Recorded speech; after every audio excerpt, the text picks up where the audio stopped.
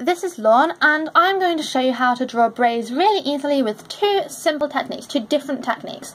And you can use these to help you draw rope braids in different shapes or even hair braids. I need to emphasise that this is not a tutorial on how to draw and shade in really realistic hair, but if you already know how to draw hair, or if you just want to draw cartoon braids and doodles, this is perfect for you.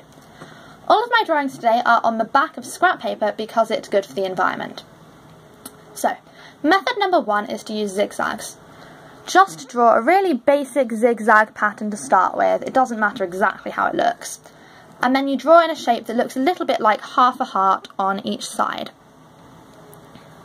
Just like that. Make sure you connect it quite seamlessly to the next zigzag down. At about halfway up your first segment, you curve round and start your third segment, remembering to connect it without making it look like a separate thing. Make it look all together, really neat, smooth together. Now just keep doing this as you go down. If you want, you can always go upwards instead of downwards. That might make it a bit easier to connect smoothly. Now once you've gotten to near the bottom of your braid, just do another segment on each side as so. Draw a hairband however you want to, I'm not going to bother this time, and then finish off your plait. One advantage to this method, as opposed to the other one I'll show you later, is that you can manipulate the zigzags so that you can draw braids of different shapes. And to do this, all you need to do is draw out the shape as a guideline. I've drawn a heart on this piece of paper here, actually, right there, see? And then you draw a zigzag pattern over it. Obviously, it's just a guideline this time. If you're doing this in real life to make a real drawing, I suggest that you use pencil, like I am, and then later trace over it in pen, erase your line down the middle, because it's just a guideline. However, I'm not going to go over it in pen, because this is still going to give you a very good clue of what it should look like, and hopefully you can make your own nice drawings. I'm not going to draw the entire heart, because this could take too long. So, don't be afraid to rotate your paper when you do this. I'm going to start on this side of the heart, so I'm rotating my paper like this. And then all you do is just start drawing the segments, half heart shapes as usual, connecting them really seamlessly to the next one each time. And as you turn around the corner, you can always turn your paper. No rules on exactly how to do this, as long as you make sure it all connects up and looks like a braid, really. It can get especially difficult, which is why I really do recommend turning the paper if you're doing a braid in an interesting shape.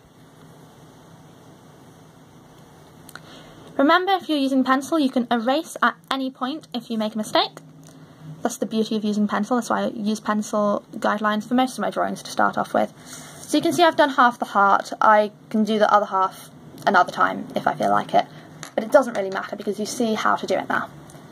So method 2 is actually quicker than method 1 once you've gotten the hang of it, but it takes a little bit of getting used to. So you start by drawing a line diagonally up. It can be in either direction, it doesn't really matter. And, you know, upwards left or upwards right. And then you bring it around in the heart segment as in method 1.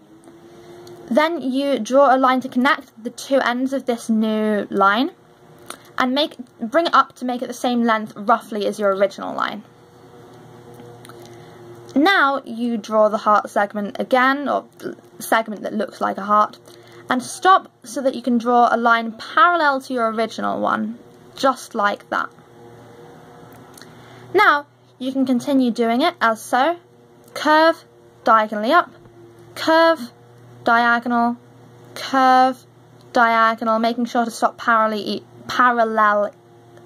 in line, sorry, that should say, so that you can draw a parallel line each time. After time, you might be able to get a bit quicker at it, like this. As you can see, it's not a mistake. I've made the braid smaller as I went down, because it might look like that when you're actually drawing hair, if you look at someone's actual plait in real life. And just finish off the plait how you normally would, draw a hairband, however you want it to look, like that. And actually, I'd say that being able to manipulate the size of the braid really easily is an advantage to this particular method, because it lets you can get it smaller or bigger as you go down. Because if you're drawing a French braid, which I might add a tutorial on later, I'm not sure, but if you are drawing a French braid, that's likely to get bigger as you go down until, of course, it gets to the point where it's no longer attached to the head, if you see what I mean. Once it gets to near the bottom of the French braid, of course, when it turns into a normal braid, it gets smaller again.